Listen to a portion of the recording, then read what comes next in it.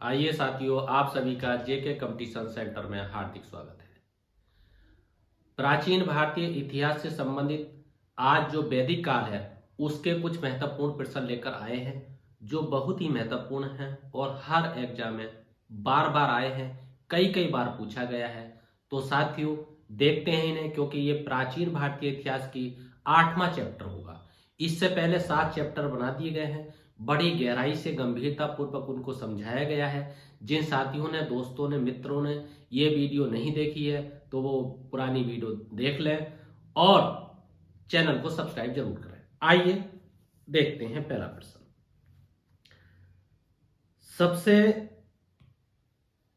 सबसे पुराना वेद कौन सा है? बहुत महत्वपूर्ण प्रश्न। यजुर्वेद, सामवेद, ऋग्वेद या अथर्ववेद? इसका यह भी हो सकता है कि सबसे पहला वेद कौन सा है, तो आपका सही उत्तर होगा ऋग्वेद। अच्छा, ऋग्वेद से संबंधित बहुत प्रश्न बार बार पूछे गए, कई बार प्रश्न आए हैं और बहुत ही महत्वपूर्ण प्रश्न आए हैं। अगर आपसे पूछा जाए कि ऋग्वेद में जो मंडलों की संख्या है वो कितनी है, तो आपका उत्तर होगा 10। अगर आपसे पूछा जाए कि सूक्तों की संख्या कितनी है, सूक्त, तो आपका उत्तर होगा 1028। ये आपको ध्यान देना है। ठीक उसी प्रकार से अगर आपसे पूछा जाए कि जो तीसरा मंडल है, ऋग्वेद का जो तीसरा मंडल है, उसमें किसका अध्ययन है, मतलब किसके बारे में बताया गया, तो आपका उत्तर होगा गायत्री मंत्र का उल्लेख है। अच्छा, गायत्री मंत्र का उल्लेख है, इसके रचनाकार कौन है? ऐसे प्रश्न कई बार आया कि रचनाकार कौन है, तो आपका उत्तर होगा विश्वामित्र। विश्वामित्र इसके रचनाकार है।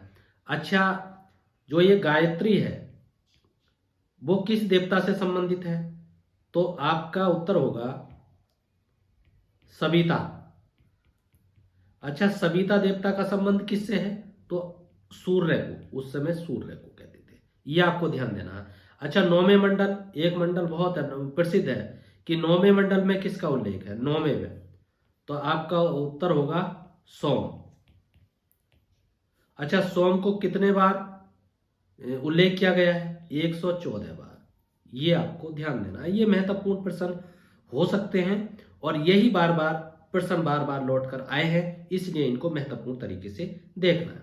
अगला प्रश्न है, उपनिषद पुस्तकें हैं किस पर आधारित है? यानी धर्म पर आधारित है, योग पर है, विधि पर है या दर्शन पर है? तो इसका सही उत्तर होगा दर्शन पर है। अच्छा, दर्शन पर है तो उपनिषदों को क्या कहा जाता है? वेदांत भी कहा जाता है। अच्छा, वेदांत क्यों कहा जाता है? क्योंकि इन्हें वेदों के अंत में लिखा गया। इन्हें वेदांग भी कहा जाता है। क्यों कहा जाता है? क्योंकि ये वेदों के अंग हैं। अच्छा, पूछा जाता है बार बार कि ये कौन कौन से हैं, तो जैसे आपको बताना है, ये शिक्षा है, व्याकरण है, आपका ज्योतिष है, कल्प है,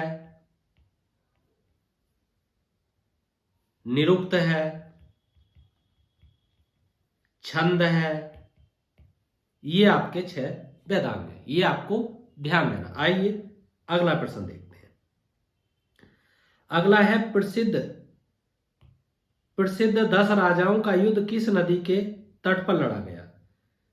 तो ये परुशणी नदी के तट पर लड़ा गया। ये प्रश्न बहुत बार आता है। अच्छा, परुशणी नदी को वर्तमान में नाम क्या है इसका?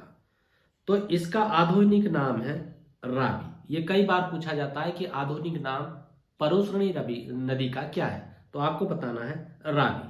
अच्छा, ये रावी है, इसका उल्लेख किसमें मिलता है, कौन से मंडल में? तो आपका उत्तर होगा 7वें मंडल में इस रावी नदी का उल्लेख है। अच्छा, ये जो युद्ध है वो किस किस के मध्य हुआ, ऐसे पूछा जाए तो आपका उत्तर होगा अनार्य प्लस आर्य के मध्य युद्ध हुआ। इसमें विजय किसकी हुई? तो जो सुदास थे उनकी विजय हुई। सुदास के पुरोहित कौन थे? वशिष्ठ थे। तो आपको ये बताना है। इस तरीके से प्रश्न पूछा जाता है। आगे देखते हैं, निम्न में से किस नदी को ऋग्वेद में माते तमा, देवी तमा, नदी तमा कहा जाता है? तो इसका सही उत्तर है सरस्वती। ये बहुत बार आया। अच्छा, ऋग्वेद में कितनी नदियों का उल्लेख है? 7 नदियों का उल्लेख है। 7 नदियों में कौन कौन सी नदियां हैं? एक तो आपको पीछे ये परुषणी बताया, ये भी ऋग्वेदिक कालीन नदी है। उसके बाद में और कौन सी है? विपाशा, जिसे वर्तमान में ब्यास कहा जाता है। और कौन सी नदी है? और है वितस्ता, जिसे वर्तमान में झेलम कहा जाता है। और कौन सी नदी है? एक सिंधु नदी का उल्लेख है। और कौन सा? एक सतुद्री नदी है, जिसे वर्तमान में क्या कहा जाता है? सतलज कहा जाता है। एक अस्कनी है, अस्कनी नदी का उल्लेख है। अस्कनी नदी को क्या कहा जाता है?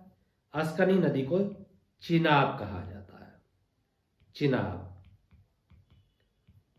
इन जो है 7 नदियों का उल्लेख है। ये कई बार पूछ लिया जाता है। अच्छा, और भी पूछा जाता है। और क्या? नदियों से संबंधित और भी है, जैसे कि सर्वाधिक बार किस नदी का उल्लेख हुआ है? सर्वाधिक बार किस नदी का? तो आपका उत्तर होगा सिंधु नदी का। सिंधु नदी का उल्लेख हुआ है। अच्छा, यमुना का कितनी बार उल्लेख हुआ है? तो यमुना का 3 बार उल्लेख हुआ है। ये आपको ध्यान देना, ये भी प्रश्न कई बार आया है। आइए अगला देखते हैं। सर्वाधिक ऋग्वेदिक सूक्त समर्पित है, यानी किसको समर्पित है? तो ये आपको इंद्र को है। अच्छा, ऋग्वेदिक काल में कितने प्रकार के देवता होते थे? ये कई बार पूछा गया है, क्योंकि एक अंतरिक्ष के देवता होते थे जिसे आकाश का देवता कहते हैं, एक पृथ्वी के देवता होते थे। इस तरीके से 3 प्रकार के देवता होते थे। पृथ्वी के देवता होते थे, आकाश के देवता होते थे और अंतरिक्ष के देवता होते थे। ये अलग अलग है। अच्छा, ये इंद्र किसके देवता थे? ये कई बार पूछा जाता है। तो इंद्र जो थे वो अंतरिक्ष के देवता थे। ये आपको ध्यान देना, अंतरिक्ष के। अच्छा, अंतरिक्ष के और कौन देवता थे? एक रुद्र थे, एक बात थे, एक वायु थे। ये सब अंतरिक्ष के देवता थे। अच्छा, पृथ्वी के देवता कौन थे? कई बार आता है। तो पृथ्वी के देवता एक तो स्वयं पृथ्वी थे। और कौन थे? एक अग्नि, क्योंकि अग्नि के द्वारा एक सोम थे, क्योंकि अग्नि के द्वारा आहुति दी जाती थी, जो यज्ञ किया जाता था उसके माध्यम से ऊपर वो पहुंचती थी। ऐसा ऋग्वेद काल में उल्लेख है। अच्छा, आकाश के देवता कौन कौन थे? आकाश के देवता, कई बार आकाश के देवता से संबंधित भी प्रश्न आता है। तो एक वरुण, एक सूर्य, एक मित्र, एक पूषण जिसे पशु कहा जाता था, और एक विष्णु। इनका जो उल्लेख है वो आपका किया जाता है। ये आपको ध्यान देना। अगला है ऋग्वेदिक धर्म था, यानी किस पर आधारित था? तो बहुदेववादी, क्योंकि इतने सारे देवताओं का उल्लेख है इसमें। पृथ्वी के देवता हैं, अंतरिक्ष के देवता हैं, आकाश के देवता हैं, उसके अंदर भी वरुण के देवता हैं, सूर्य देवता हैं, विष्णु देवता हैं, मित्र देवता हैं, पूषण देवता हैं, पृथ्वी में अग्नि है, सोम है, अंतरिक्ष में वायु है, बात है, रुद्र है। ये सारे देवता थे अधिक, तो इसलिए बहुदेववादी कहा जाता। आइए अगला देखते हैं। वर्ण व्यवस्था से संबंधित पुरुष सूक्त का उल्लेख किसमें मिलता है? यानी पुरुष सूक्त का उल्लेख किसमें मिलता है? तो ये ऋग्वेद में मिलता है। यज्ञ से संबंधित विधि विधानों का पता चलता है किसमें पता चलता है? यजुर्वेद में। अच्छा, यजुर्वेद में विधि विधानों से संबंधित पता चलता है। तो ये यजुर्वेद कई बार आता है। किस किस में लिखा? तो ये गद प्लस पद दोनों में इसका उल्लेख है, दोनों में लिखा गया है। इसकी शाखाएं कितनी है? कई बार पूछा जाता है कि शाखाएं कितनी है। तो इसकी 2 शाखाएं हैं। 2 शाखाओं के बारे में पूछा जाता है कि कौन कौन सी हैं। एक कृष्ण यजुर्वेद शाखा है और दूसरी शुक्ल यजुर्वेद शाखा है। अच्छा, कृष्ण यजुर्वेद जो है ये वाला जो है यही आपका गद और पद में लिखा गया है, जबकि शुक्ल जो है वो केवल आपका पद में लिखा गया है। ये आपको ध्यान देना है। तो साथियों, दोस्तों, मित्रों, यदि आपको ये वीडियो पसंद आई है तो इस चैनल को सब्सक्राइब जरूर कीजिए, लाइक जरूर कीजिए, शेयर जरूर कीजिए, कमेंट जरूर कीजिए, फीडबैक जरूर दीजिए। इसी के साथ आपका बहुत बहुत हार्दिक धन्यवाद।